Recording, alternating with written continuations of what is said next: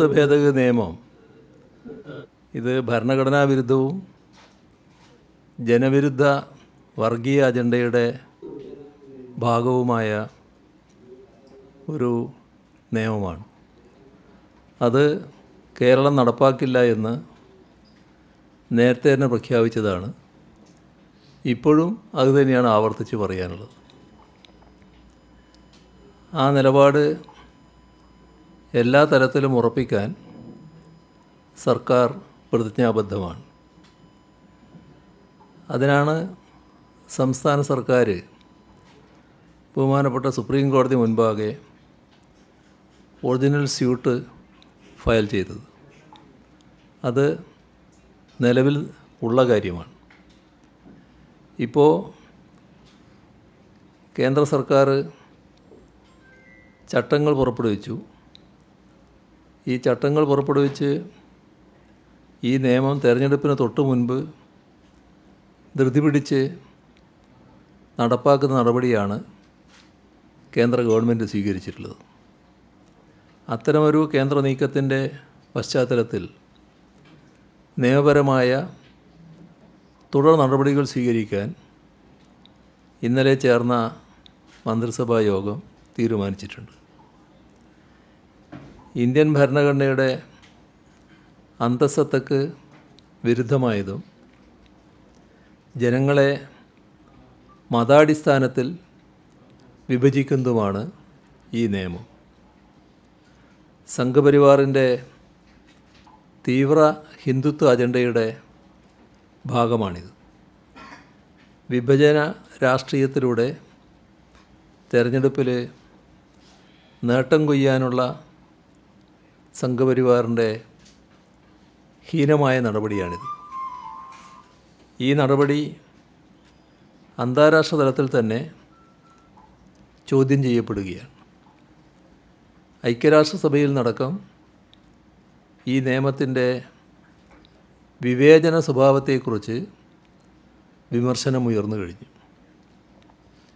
CAA എല്ലാ അർത്ഥത്തിലും India എന്ന ആശയത്തിനെതിരായ വെല്ലുവിളിയാണ്. പാകിസ്ഥാൻ, ബംഗ്ലാദേശ്, അഫ്ഗാനിസ്ഥാൻ ഈ രാജ്യങ്ങളിൽ നിന്ന് 2014 ഡിസംബർ 31 അതിനു മുൻപോ ഇന്ത്യയിലേക്ക് കുടിയേറിയ മുസ്ലിം ഇതര മതവിഭാഗങ്ങളിൽപ്പെട്ടവർക്ക് പൗരത്വം നൽകുക, ഇസ്ലാം മതവിശ്വാസികൾക്ക് മാത്രം പൗരത്വം നിഷേധിക്കുക, ഇതാണ് ഈ നിയമത്തിൻ്റെ കാതൽ. ഇത് ഭരണഘടന അനുശാസിക്കുന്ന മൂല്യങ്ങളുടെ നഗ്നമായ ലംഘനമാണ്. പ്രത്യേക മതവിശ്വാസത്തെ പൗരത്വം നിർണയിക്കുന്ന വ്യവസ്ഥയാക്കുകയാണ്. പുറന്തള്ളലിൻ്റെ രാഷ്ട്രീയമാണിത്. മുസ്ലിം ന്യൂനപക്ഷങ്ങളെ രണ്ടാം തരം പൗരന്മാരായി കണക്കാക്കുന്നു. ഭരണഘടനയ്ക്ക് പകരം മനുസ്മൃതിയെ പ്രതിഷ്ഠിക്കുന്ന സംഘപരിവാർ തലച്ചോറുകളിൽ നിന്നാണ് ഈ വിഷലിപ്തമായ നിയമം ജന്മം കൊണ്ടത്.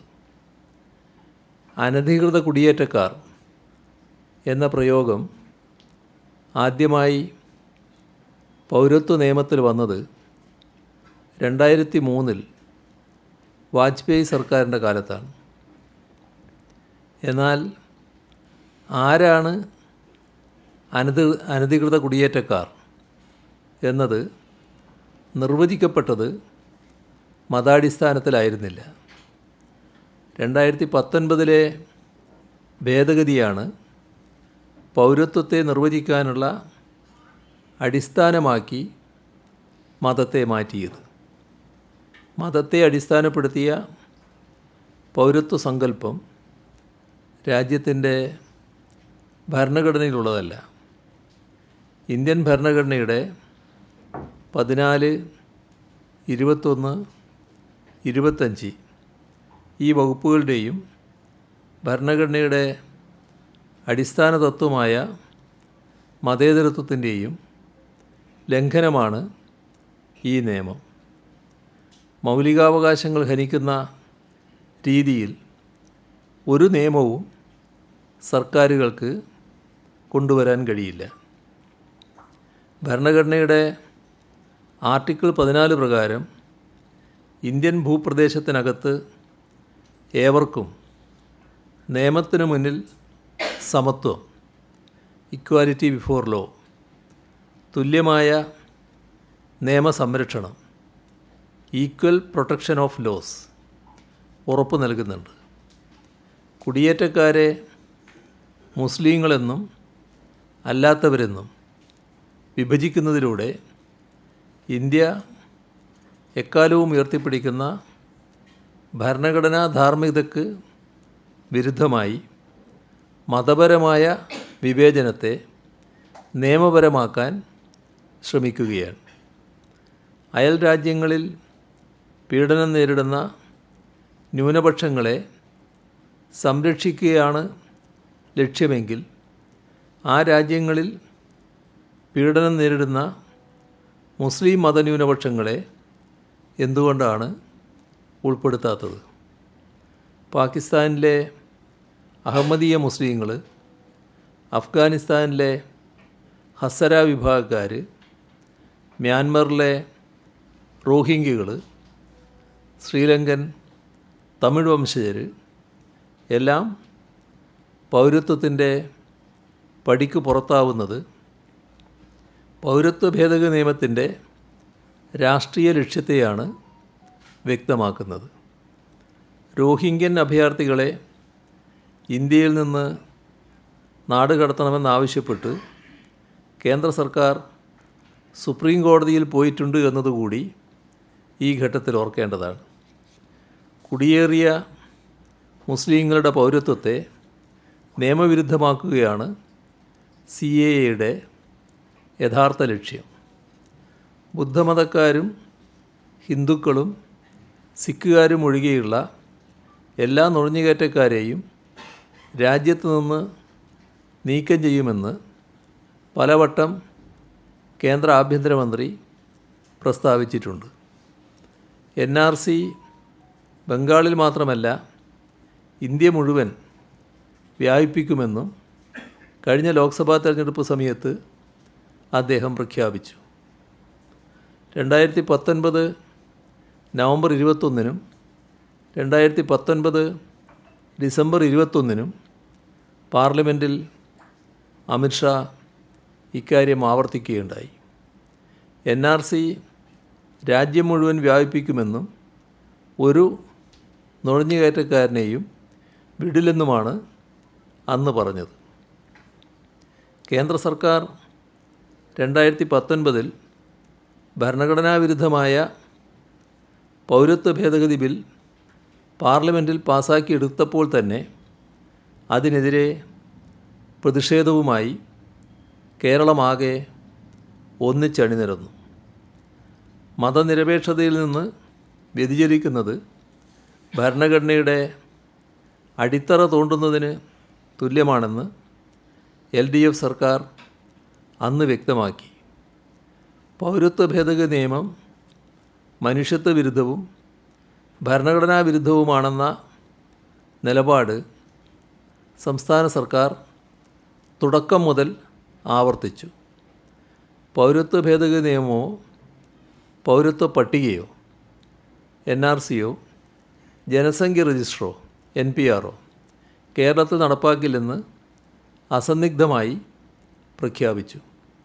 പൗരത്വ ഭേദഗതി നിയമം നടപ്പാക്കില്ല എന്ന തീരുമാനമെടുത്ത ആദ്യ സംസ്ഥാനമാണ് കേരളം. എല്ലാവരെയും ഒരുമിപ്പിച്ച് പ്രക്ഷോഭം നടത്താനാണ് സർക്കാർ അന്ന് മുൻകൈയെടുത്തത്. പ്രതിപക്ഷത്തെ കൂടി വിശ്വാസത്തിലെടുത്ത് യോജിച്ച പ്രക്ഷോഭത്തിനാണ് തയ്യാറായത്.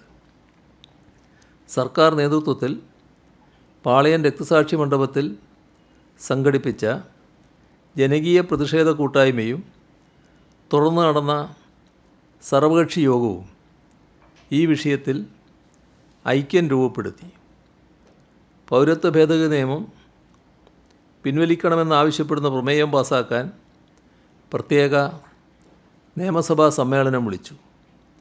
പൗരത്വ ഭേദഗതി നിയമം റദ്ദാക്കണമെന്നാവശ്യപ്പെട്ട് കേരള നിയമസഭയാണ് രാജ്യത്താദ്യം പ്രമേയം പാസാക്കിയത്. 2019 ഡിസംബറിലായിരുന്നു ഇത്. ഈ വിഷയത്തിൽ മുൻകൈയെടുക്കണമെന്ന് അഭ്യർത്ഥിച്ചുകൊണ്ട് 13 BJP ഇതര മുഖ്യമന്ത്രിമാർക്ക് കേരള മുഖ്യമന്ത്രി എന്ന നിലയിൽ കത്തെഴുതുകയുണ്ടായി. വിശാലമായ യോജിപ്പിന് വഴി തുറക്കാനാണ് ഇത് ചെയ്തത്. ഭരണഘടനാ സംരക്ഷണ യോഗങ്ങൾ വിളിച്ചു ചേർത്ത് ഇവിടെ RSSൻ്റെ അജണ്ടകൾ നടപ്പാവില്ല എന്ന് ഉറക്കെ പ്രഖ്യാപിച്ചു. അതോടൊപ്പം തന്നെ പൗരത്വ നിയമം ഭരണഘടനാ വിരുദ്ധമാണെന്ന് ചൂണ്ടിക്കാട്ടി സംസ്ഥാന സർക്കാർ സുപ്രീം കോടതിയിൽ ഹർജിയും നൽകി. ഈ വിഷയത്തിൽ സുപ്രീം കോടതിയിൽ ഹർജി നൽകുന്ന ആദ്യ സംസ്ഥാനം നമ്മുടേതാണ്. സർക്കാർ ഇങ്ങനെ ശക്തമായ നിലപാടെടുത്തപ്പോൾ തന്നെ LDF നേതൃത്വത്തിൽ പൗരത്വ ഭേദഗതി നിയമത്തിനെതിരെ മഞ്ചേശ്വരം മുതൽ പാറശാല വരെ ദേശീയപാതയിൽ മനുഷ്യച്ചങ്ങല തീർത്തു. പൗരത്വ പ്രശ്നത്തിൽ ആശങ്കയുള്ള ജനവിഭാഗത്തിൻ്റെ ആകെ ഭീതി മാറ്റി ഒപ്പമുണ്ടെന്ന ധൈര്യം പകരുകയാണ് സംസ്ഥാന സർക്കാർ ചെയ്തത്. എന്നാൽ ആദ്യഘട്ടത്തിൽ യോജിപ്പിന് തയ്യാറായ കോൺഗ്രസ് വളരെ പെട്ടെന്ന് ചുവട് മാറ്റി.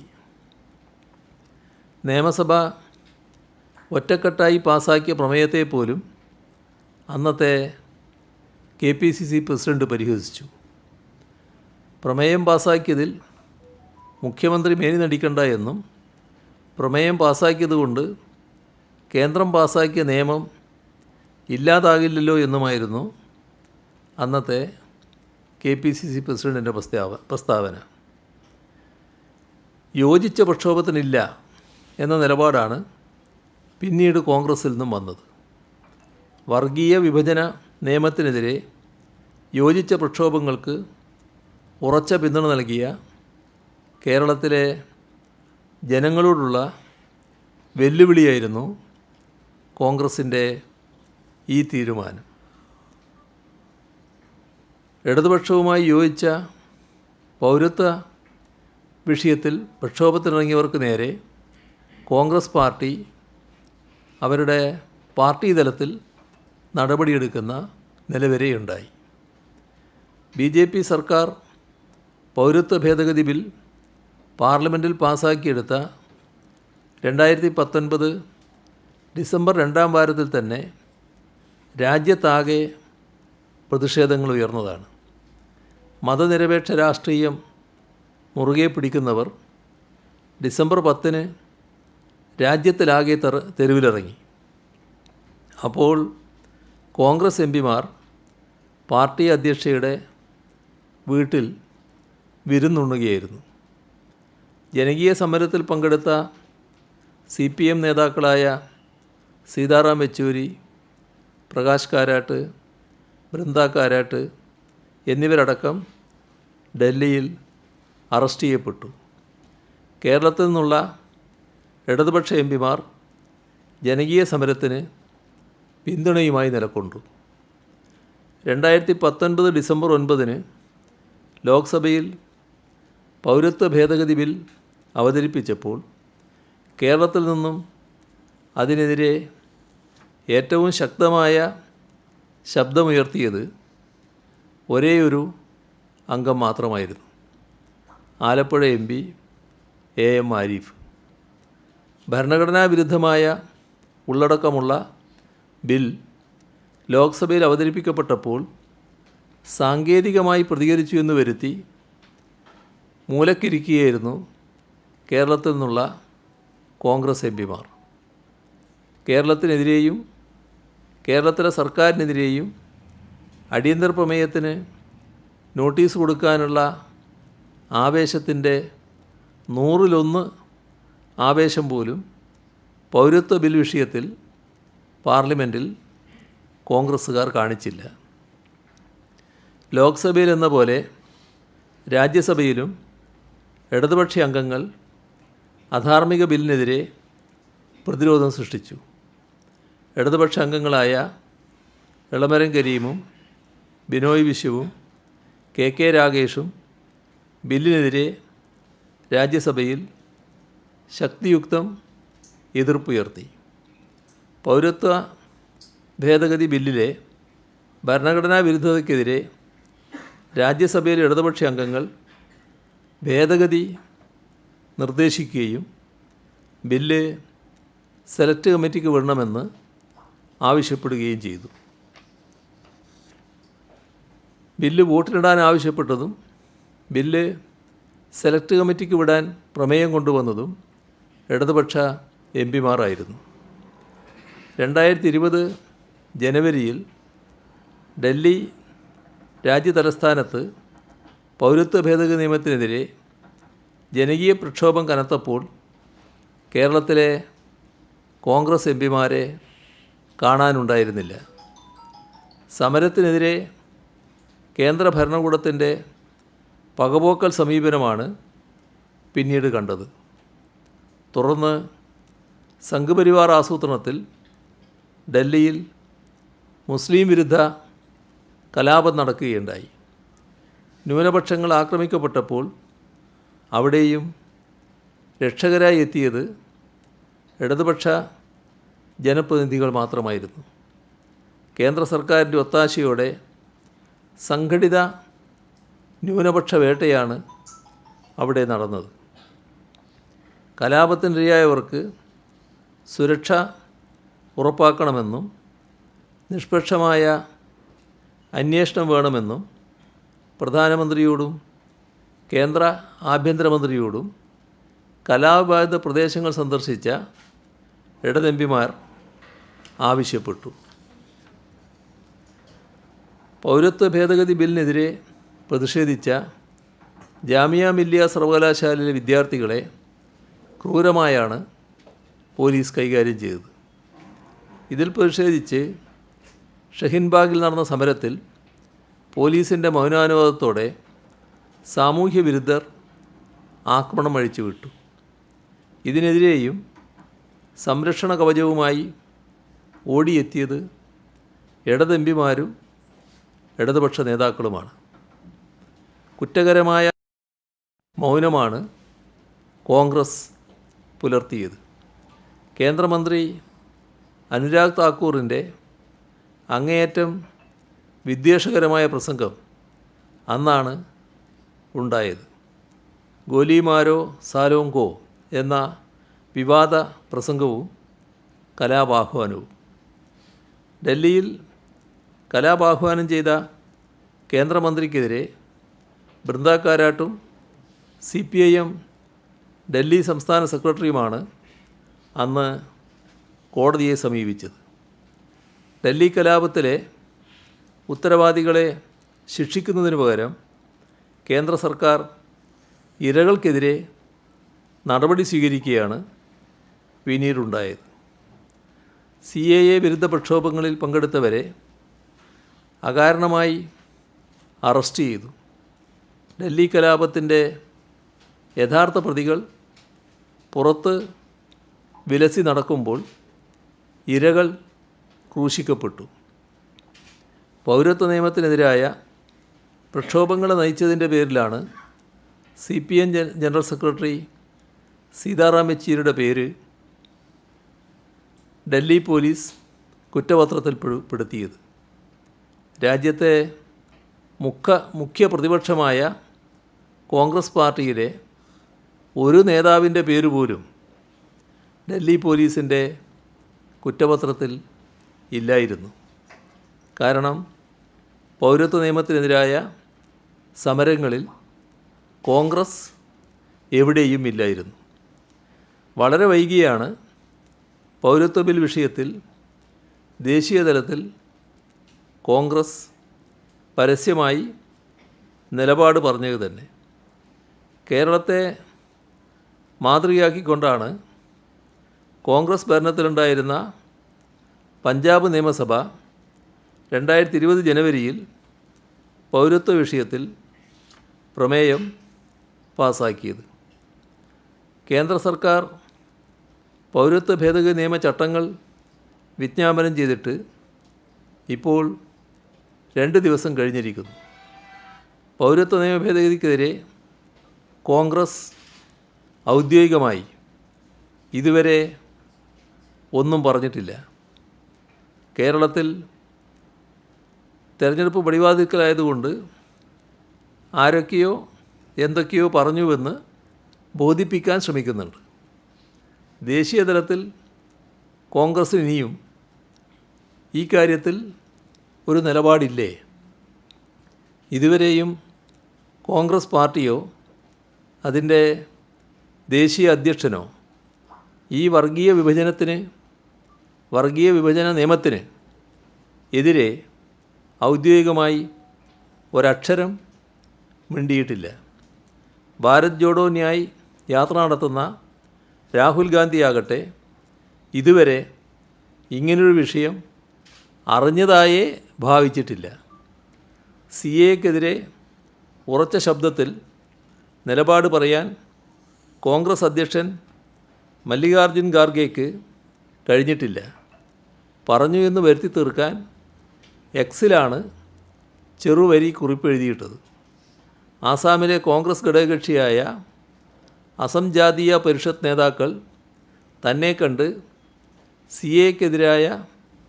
CAക്കെതിരെ നിവേദനം നൽകിയ ഫോട്ടോക്ക് ഒപ്പമാണ് ഈ കുറിപ്പ് നൽകിയത്.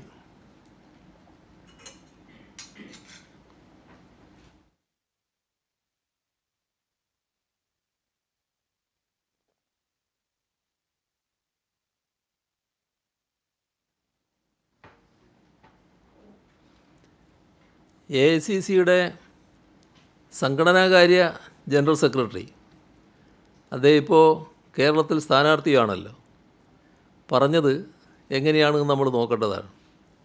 പൗരത്വ ബിൽ 4 വർഷവും 3 മാസവും മുന്നേ പാർലമെൻറ്റിൽ പാസ്സായതാണ്. ഉദ്ധരണിയാണ്. ഇത്രയും കാലം ഇല്ലാത്ത തിടുക്കം ഇപ്പോഴെന്തിനാണ്? ഇതിന് തെരഞ്ഞെടുപ്പ് വരെ കാത്തു നിന്നത് എന്തിനാണ്? കേന്ദ്ര സർക്കാരിന് ആത്മാർത്ഥത ഉണ്ടായിരുന്നെങ്കിൽ 4 വർഷവും 3 മാസവും മുന്നേ പൗരത്വ ഭേദഗതി നിയമം നടപ്പാക്കാമായിരുന്നില്ലേ? ഉദ്ധരണി അവസാനിച്ചു. പൗരത്വ ഭേദഗതി നിയമം നടപ്പാക്കുന്നതിൽ കോൺഗ്രസ്സിന് പ്രശ്നമൊന്നുമില്ല എന്നല്ലേ ഈ പറഞ്ഞതിൻ്റെ അർത്ഥം? തെരഞ്ഞെടുത്ത സമയം മാത്രമാണ് പ്രശ്നമായി തോന്നിയത്. വൈ ദിസ് ഡിലേ എന്നാണ് അദ്ദേഹം ആവർത്തിച്ച് ചോദിക്കുന്നത്. കോൺഗ്രസ് മീഡിയ വിഭാഗം തലവൻ ജയറാം രമേഷും പൗരത്വ ബില്ലിൻ്റെ രാഷ്ട്രീയത്തെ തൊടാതെയാണ് കേന്ദ്ര സർക്കാർ നടപടിയെ വിമർശിച്ചത്. തെരഞ്ഞെടുപ്പിന് മുൻപുള്ള BJPയുടെ ധ്രുവീകരണ ശ്രമമാണ് പൗരത്വ നിയമ വിജ്ഞാപനം എന്ന് മാത്രമാണ് ജയറാം രമേഷ് ആകെ പറയുന്ന രാഷ്ട്രീയം.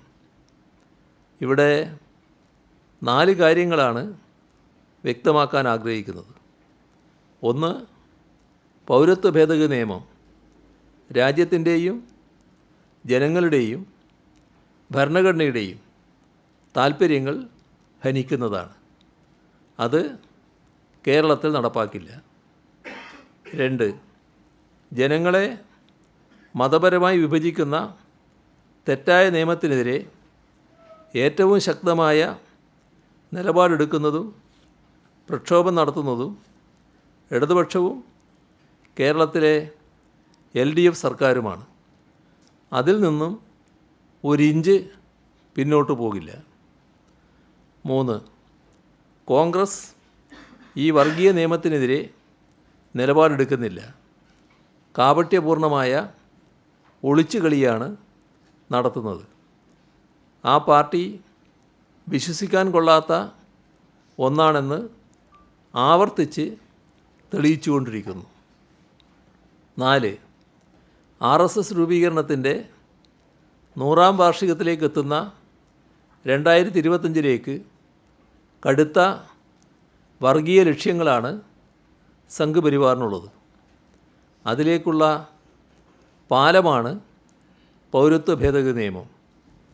ആ വർഗീയ ലക്ഷ്യങ്ങൾക്കെതിരായ പോരാട്ടത്തിൽ ജനങ്ങൾക്ക് വിശ്വസിക്കാൻ പറ്റുന്ന രാഷ്ട്രീയവും സമീപനവും ഇടതുപക്ഷത്തിൻ്റേതാണ്. LDF നേതൃത്വം നൽകുന്ന കേരള സർക്കാർ ഈ പോരാട്ടത്തിൻ്റെ മുൻനിരയിൽ തന്നെ ഉണ്ടാവും. എന്ത് ത്യാഗം സഹിച്ചും പോരാട്ടം തുടരുമെന്നുള്ള ഉറപ്പ് ഒരിക്കൽ കൂടി ആവർത്തിക്കുകയാണ്. മുട്ടുമടക്കുകയില്ല, നിശബ്ദരാകുകയുമില്ല.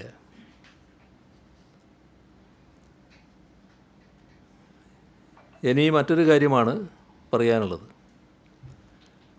അന്തരീക്ഷത്തിൽ ചൂട് വർദ്ധിച്ചു വരുമ്പോൾ വന്യജീവികൾ നാട്ടിലേക്കിറങ്ങി മനുഷ്യരെ ആക്രമിക്കുകയും കൃഷി നശിപ്പിക്കുകയും ചെയ്യുന്ന സംഭവങ്ങൾ ഉണ്ടാവുകയാണ്.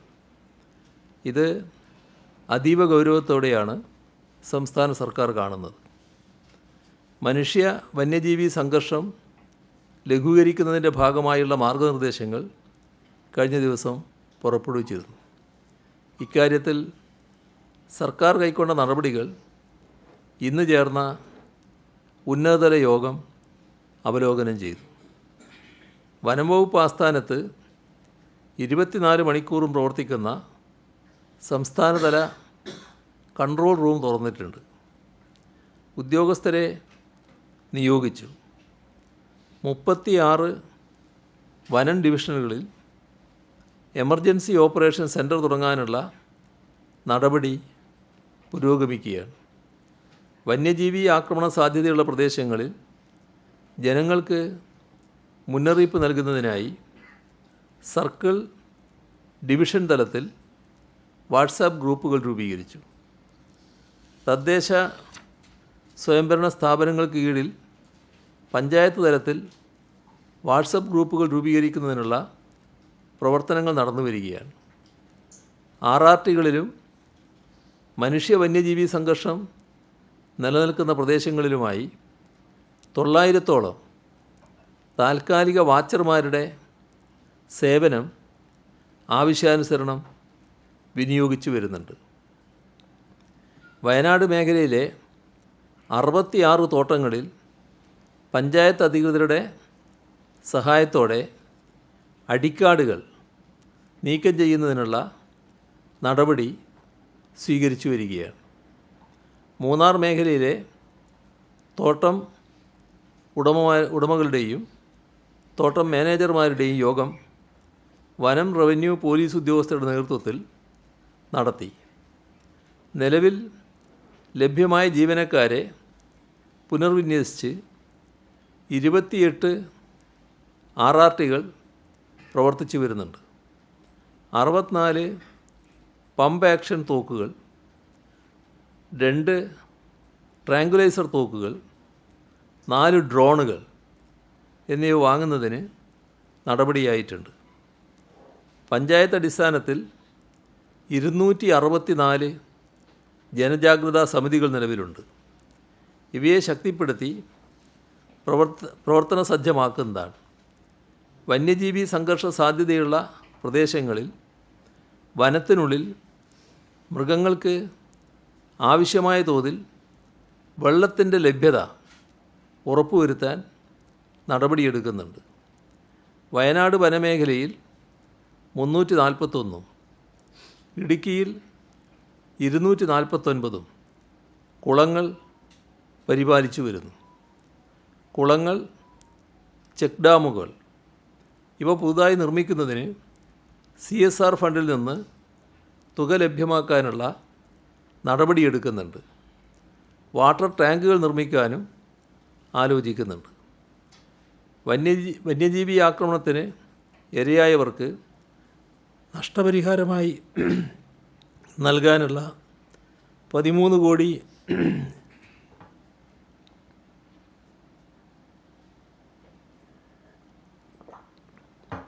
13,70,00,000 രൂപയിൽ 6,45,00,000 രൂപ ഇതുവരെ വിതരണം ചെയ്തിട്ടുണ്ട്.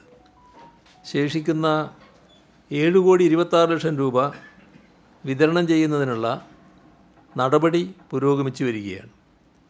മനുഷ്യ വന്യജീവി സംഘർഷം ലഘൂകരിക്കുന്നതിനുള്ള പ്രവർത്തനങ്ങൾക്കായി കിഫ്ബി മുഖാന്തരം അനുവദിച്ചിട്ടുള്ള 100 കോടി രൂപയ്ക്ക് പുറമെ കിഫ്ബി മുഖേന തന്നെ 110 കോടി രൂപ കൂടി അനുവദിക്കുന്നതിനുള്ള കരട് പ്രപ്പോസൽ തയ്യാറാക്കിയിട്ടുണ്ട്.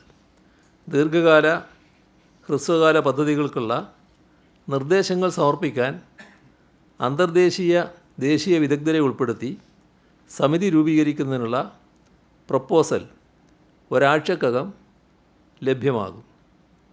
കേരള, കർണാടക, തമിഴ്നാട് സംസ്ഥാനങ്ങളിലെ ഉന്നത ഉദ്യോഗസ്ഥർ ഉൾപ്പെട്ട ഇൻ്റർ സ്റ്റേറ്റ് കോർഡിനേഷൻ കമ്മിറ്റി യോഗങ്ങൾ ഫെബ്രുവരി 13-നും 28-നും ചേർന്നിട്ടുണ്ട്. ചീഫ് ഫോറസ്റ്റ് കൺസർവേറ്റർ തല മീറ്റിംഗ് ഫെബ്രുവരി 14-നും മന്ത്രിതല യോഗം മാർച്ച് 10-നും ബന്ദിപ്പൂരിൽ വെച്ച് ചേർന്നു. ഇത്തരം കാര്യങ്ങൾ ചർച്ച ചെയ്യുന്നതിനായി ഒരു സെമിനാർ പോലുള്ളൊരു യോഗം അന്താരാഷ്ട്ര വിദഗ്ധരെ കൂടി പങ്കെടുപ്പിച്ചുകൊണ്ട് ഏപ്രിലിൽ സംഘടിപ്പിക്കാനും തീരുമാനിച്ചിട്ടുണ്ട്. വനം വകുപ്പിൽ വൈൽഡ് ലൈഫ് വെറ്ററിനറി വിഭാഗം ശക്തിപ്പെടുത്തും. അധിനിവേശ സസ്യങ്ങൾ ഒഴിവാക്കാനുള്ള നടപടി കൈക്കൊള്ളും. ആനയെ അകറ്റുന്ന പ്രത്യേകതരം തേനീച്ചയെ അനുയോജ്യമായ മേഖലകൾ കണ്ടെത്തി വളർത്താനും ഇന്ന് ചേർന്ന യോഗം തീരുമാനിച്ചു.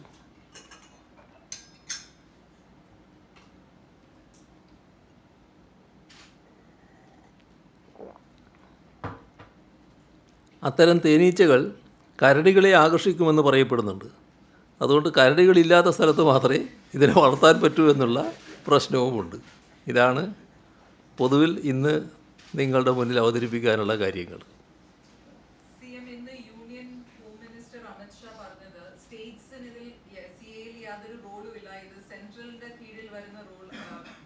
പാർലമെന്റിന്റെ കീഴിൽ വരുന്ന സെൻട്രൽ കീഴിൽ വരുന്നതാണ്.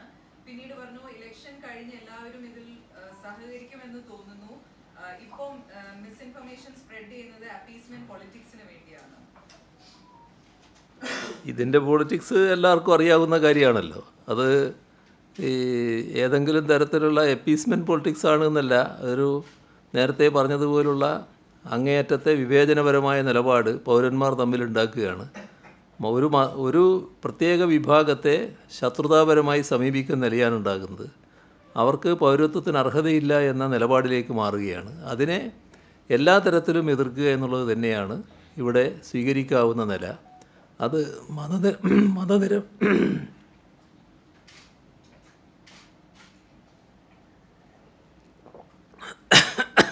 മതനിരപേക്ഷതയുടെ ഭാഗമായി സ്വീകരിക്കേണ്ട ഒരു നിലപാടാണത്.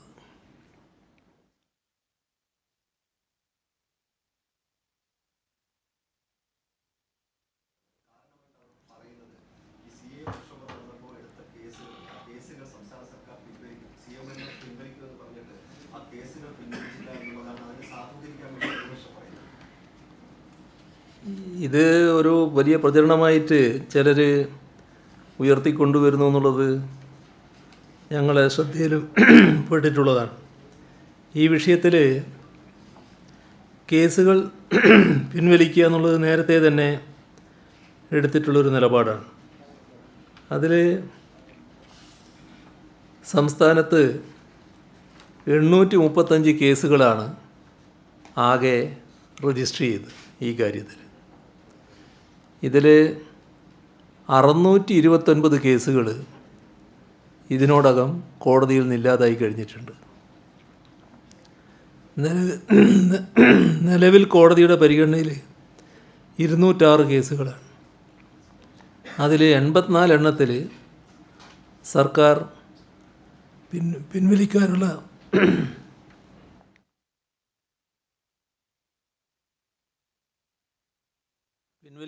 സമ്മതം നൽകി കഴിഞ്ഞിട്ടുണ്ട്. ഇനി ഇതിന്മേൽ തീരുമാനമെടുക്കേണ്ടത് ബന്ധപ്പെട്ട കോടതികളാണ്. അന്വേഷണ ഘട്ടത്തിലുള്ളത് കേവലം ഒരേ ഒരു കേസ് മാത്രമാണ്. കേസ് തീർപ്പാക്കാൻ സർക്കാരിൽ അപേക്ഷ നൽകുക എന്നത് പ്രധാനമാണ്. തീരുമാനിച്ചത് കൊണ്ട് മാത്രം കേസ് പിൻവലിഞ്ഞു പോവില്ല. ഈ ബന്ധപ്പെട്ടവർ അപേക്ഷ നൽകി അതിൻ്റെ മേലെയാണ് കേസ് പിൻവലിക്കാനുള്ള നടപടിയെടുക്കുക. അങ്ങനെ അപേക്ഷ നൽകാത്തതും പിന്നെ ഗുരുതര സ്വഭാവമുള്ള ചില കേസുകളുണ്ടാകും. അത്തരം കേസുകളും അത്തരത്തിലുള്ള കുറ്റകൃത്യങ്ങൾ ഉൾപ്പെട്ടതുമായ കേസുകൾ മാത്രമേ തുടരുന്ന നിലയുള്ളൂ. ഈ പിൻവലിക്കാൻ പറ്റുന്ന കേസുകൾ ഇനി ഇപ്പം പറഞ്ഞ പട്ടികയിലുള്ളത് അപേക്ഷ നൽകുന്ന മുറക്ക് അത് പിൻവലിച്ചു പോകുന്നതാണ്.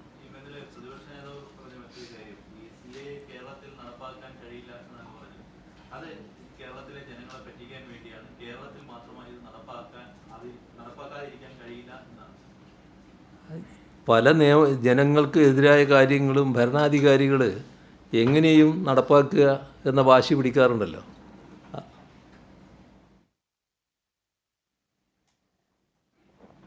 അത്തരം നടപടികളെ ആകെ വളരെ ഫലപ്രദമായി ചെറുത്ത പാരമ്പര്യമാണ് നമ്മുടെ രാജ്യത്തെ ജനാധിപത്യ സംവിധാനത്തിനുള്ളത്.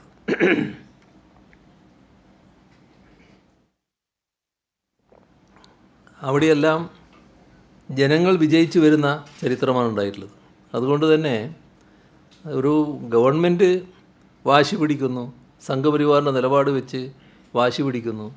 ആ സംഘപരിവാറിൻ്റെ നിലപാട് മാത്രമേ വിജയിക്കൂ, നിങ്ങളിതിനെതിരെ പറഞ്ഞിട്ടൊന്നും കാര്യമില്ല എന്ന് ബഹുമാനപ്പെട്ട പ്രതിപക്ഷ നേതാവ് ഉപദേശിച്ചാൽ ആ ഉപദേശം സർക്കാരും സ്വീകരിക്കാൻ നിവൃത്തിയില്ല. അതിന് നിയമപരമായ നടപടികൾ സ്വീകരിക്കുന്നുണ്ട്, ജനങ്ങൾ ജനങ്ങളുടേതായ മാർഗങ്ങളും സ്വീകരിക്കും.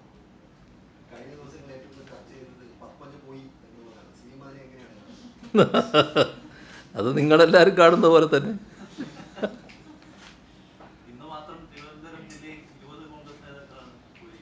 ഇനി എത്ര ആൾ പോകാനുണ്ട് എന്ന് ആർക്കറിയാം. ഇന്ന് കാണുന്ന ആളെ നാളെ അവിടെ കാണുമെന്നുള്ളതാണ് ഇന്നത്തെ ഒരു പ്രശ്നം. അതാണ് ഏറ്റവും ഗൗരവമായിട്ട് നമ്മൾ കാണേണ്ടത്.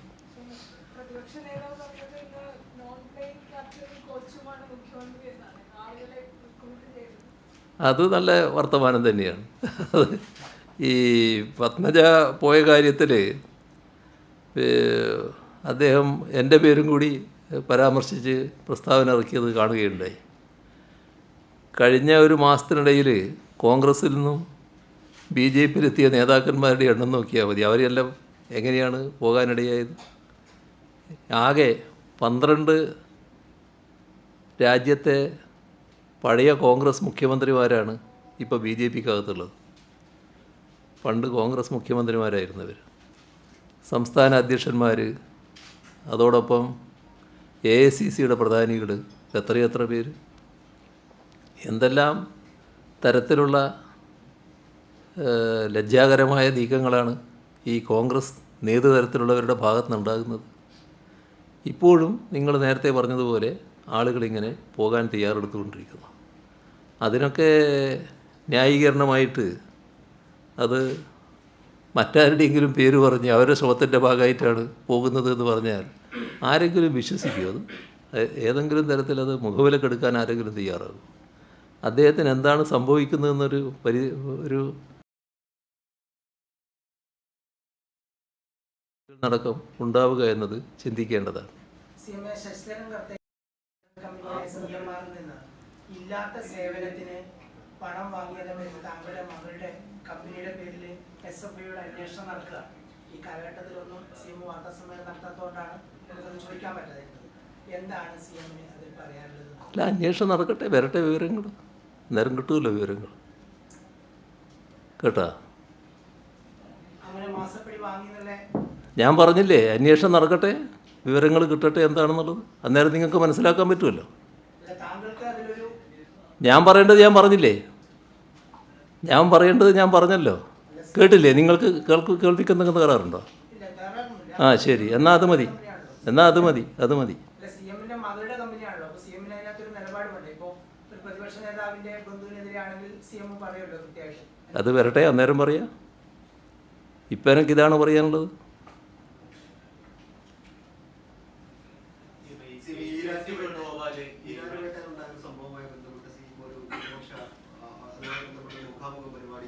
ഓ, അത് പിന്നീട് 2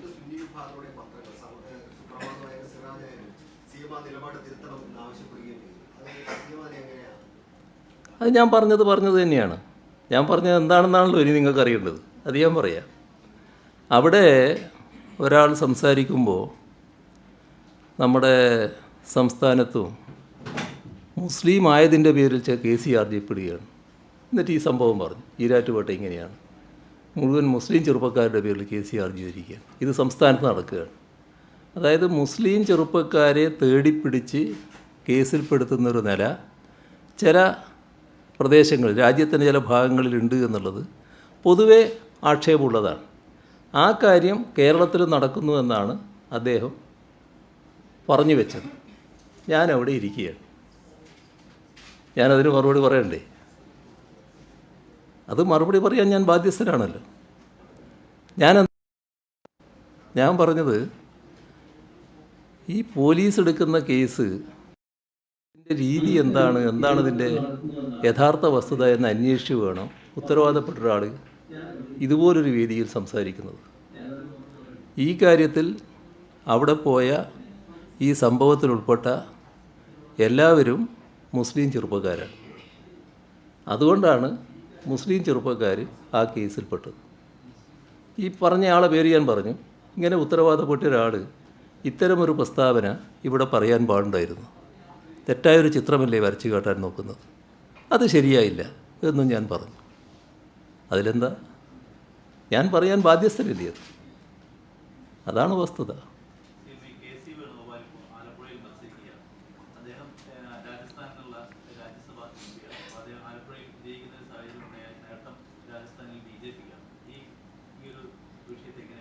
അത് കേരളത്തിലെ ജനങ്ങളുടെ രാഷ്ട്രീയ പ്രബുദ്ധത കൊണ്ട് തന്നെ അദ്ദേഹത്തിന് ആ രാജ്യസഭാ അംഗത്വം നഷ്ടപ്പെടില്ല എന്നത് ഉറപ്പാണ്. പക്ഷേ അദ്ദേഹം സ്വീകരിച്ച നിലപാട് അത് വിവേചനപൂർണ്ണമായോ എന്നാണ് അദ്ദേഹം നോക്കേണ്ടത്, വിവേകപൂർണ്ണമായോ എന്നാണ് നോക്കേണ്ടത്. കാരണം അഥവാ അദ്ദേഹം ജയിച്ചു പോയി എന്ന് വിചാരിക്കുക, ജയിച്ചു പോയാൽ അതിൻ്റെ ഗുണാർക്കാണ് കിട്ടുന്നത്? BJPക്കാണ്. കാരണം ആ നിയമസഭയിൽ ഈ ഒരു സീറ്റിലേക്കാണ് തിരഞ്ഞെടുപ്പ് വരിക.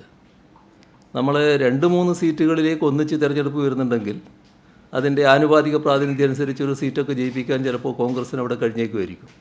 ഇതൊരു സീറ്റ് മാത്രമേ വരിക. അപ്പോൾ ആ ഒരു സീറ്റിലേക്ക് തിരഞ്ഞെടുപ്പ് നടക്കുമ്പോൾ BJPയുടെ സ്ഥാനാർത്ഥിയാണ് ജയിച്ചു പോവുക. അപ്പോൾ BJPക്ക് അതിൻ്റെ ഗുണം കിട്ടാനാണ് ഇട. ഇതാണ് അദ്ദേഹം ജയിച്ചു പോയാലുണ്ടാവുക. അങ്ങനെയൊരു അവസ്ഥ ഉണ്ടാക്കാൻ പാടുണ്ടായിരുന്നോ? പക്ഷേ അദ്ദേഹത്തിന് ഒരാശങ്കയും വേണ്ട. ജനങ്ങൾ അതിനനുസരിച്ച് തന്നെ നിലപാടെടുക്കും. അദ്ദേഹത്തിന് ആ രാജ്യസഭാ സ്ഥാനത്ത് തന്നെ ആ കാലാവധി വരെ ഇരിക്കാൻ പറ്റുന്ന നിലയുണ്ടാവും. കേരളത്തിലെ ചില മണ്ഡലങ്ങളിൽ LDF BJP തമ്മിലാണ് മത്സരം. BJP രണ്ടാമതാണ് ആവുന്ന രീതിയിൽ LDF തമ്മിലുള്ള പരാമർശം അങ്ങനെ ഒരു മത്സര നിലയാണോ കേരളത്തിൽ? അല്ലല്ല. ഇവിടെ UDFും LDFും തന്നെയാണ് പ്രധാനമായിട്ട് ഏറ്റുമുട്ടിക്കൊണ്ടിരിക്കുന്നത്. അതിൽ LDF ആണ് മികച്ച വിജയം കരസ്ഥമാക്കാൻ പോകുന്നത്. BJPക്ക് കനത്ത രീതിയിലുള്ള പുറകോട്ട് പോക്ക് ഈ തെരഞ്ഞെടുപ്പിൽ സംഭവിക്കുകയും ചെയ്യും. 2020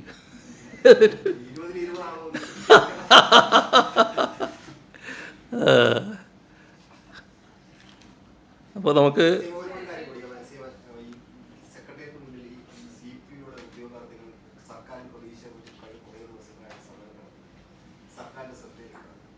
അതിൽ ഈ പോലീസ് കോൺസ്റ്റബിൾ തസ്തികയിൽ നിലവിൽ ലഭ്യമായ എല്ലാ ഒഴിവുകളും PSCക്ക് റിപ്പോർട്ട് ചെയ്തിട്ടുണ്ട്.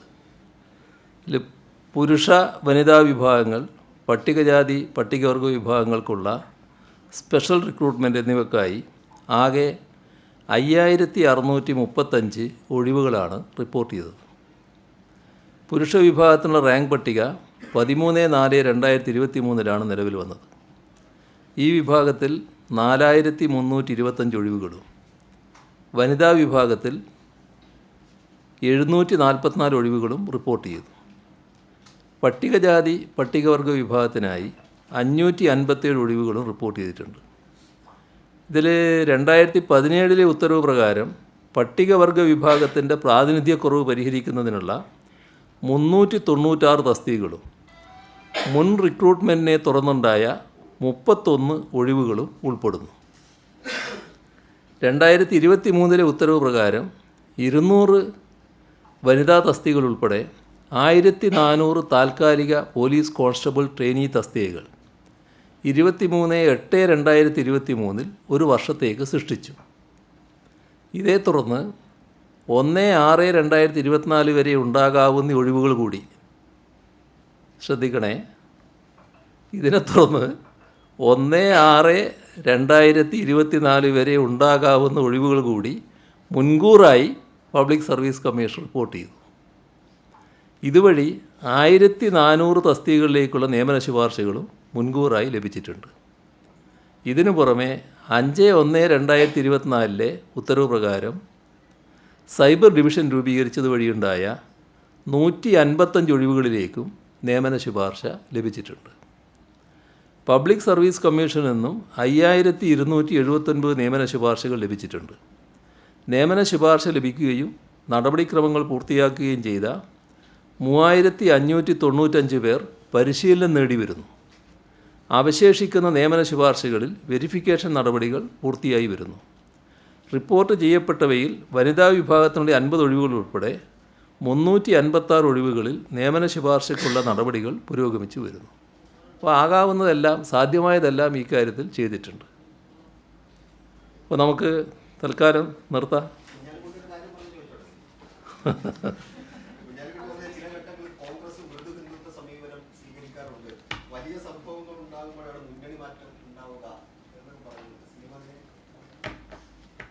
അതൊക്കെ അവർ തമ്മിലുള്ള ചില പ്രശ്നങ്ങളാണ്. അതൊന്നും എനിക്ക് പ്രത്യേകിച്ചൊന്നും പറയാനില്ല.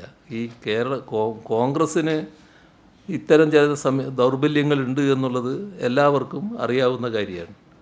അത് പൊതുവേ നമ്മൾ രാജ്യം വിലയിരുത്തുന്നതാണ്, നമ്മളെല്ലാവരും കണ്ടുകൊണ്ടിരിക്കുന്ന കാര്യമാണ്. പക്ഷേ കോൺഗ്രസും ലീഗും നല്ല ഏകോദര സഹോദരങ്ങളായി UDFനെ ശക്തിപ്പെടുത്താൻ ശ്രമിച്ചുകൊണ്ടിരിക്കുകയാണല്ലോ. ആ ശ്രമം അവർ നടത്തട്ടെ. അവരൊന്നിച്ച് നിന്നുകൊണ്ട് തന്നെ ഇത്തവണ നല്ല രീതിയിൽ പുറകോട്ട് പോകുന്ന സ്ഥിതി ഉണ്ടാകുമെന്നാണ് പ്രതീക്ഷിക്കാവുന്നത്.